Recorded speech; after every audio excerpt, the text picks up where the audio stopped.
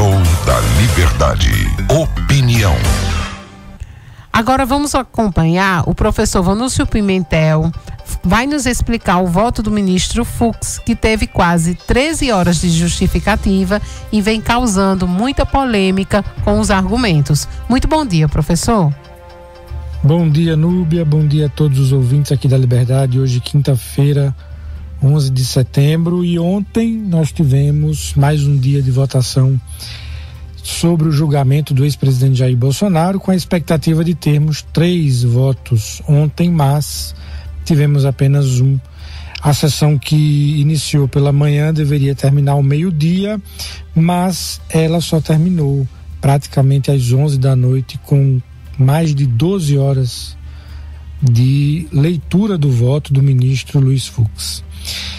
Hoje, quinta-feira, espera-se que os votos sejam colhidos da ministra Carmen Lúcia e do ministro Cristiano Zanin, mas ontem foi bastante inesperado pelo tom do voto do ministro Luiz Fux, como também pela demora.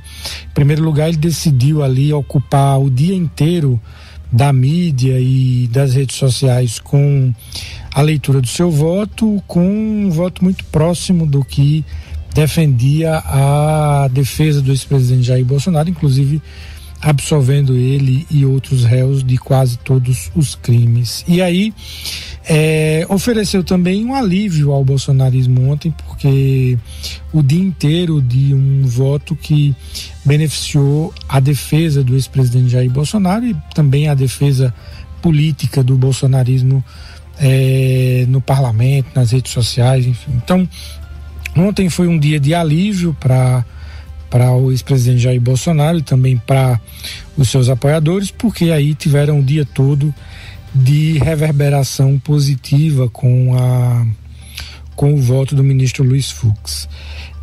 Obviamente o voto ele não deixa de ter as suas contradições exploradas também por outro lado, né? Porque pouca gente compreende como é que porque que ele condenou no 8 de janeiro as pessoas há alguns meses atrás, mas agora ele inocenta aqueles que seriam o chefe, são os acusados de serem os chefes desse movimento.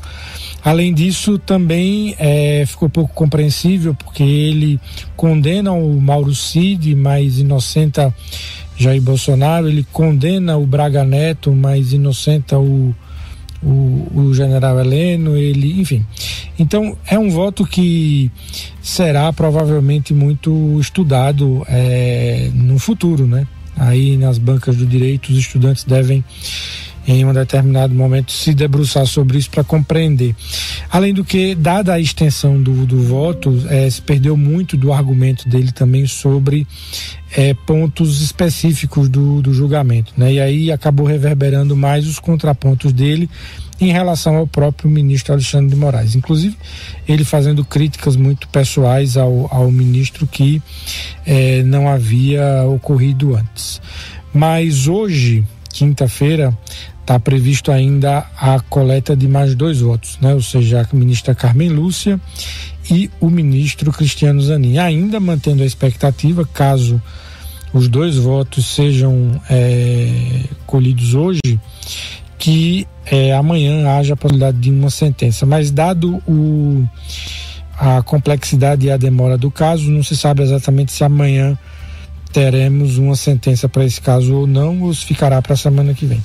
De toda maneira, é importante considerar que a expectativa é que a ministra Carmen Lúcia e o ministro Cristiano Zanin votem junto com o relator, o ministro Alexandre de Moraes, pela condenação dos réus, e aí provavelmente haverá depois uma discussão sobre a dosimetria da pena, que foi o que o ministro Flávio Dino levantou no seu voto, né? A necessidade de se estabelecer penas graduais para os réus, e aí obviamente de acordo com a participação de cada um nos feitos. E aí a partir daí espera-se, né, a expectativa é de um placar de 4-1 pela condenação dos réus. E aí a gente vai ver como é que se desenvolve o pós-julgamento. Então estamos entrando já na metade, né, na segunda metade aí desse julgamento, encaminhando para a final, em que a gente deve ter aí uma sentença, se não amanhã,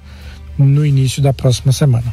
Então hoje é dia de acompanhar e amanhã estaremos aqui novamente para analisar os votos de hoje. Então um abraço a todos e até amanhã. Muito obrigada, professor, e até amanhã.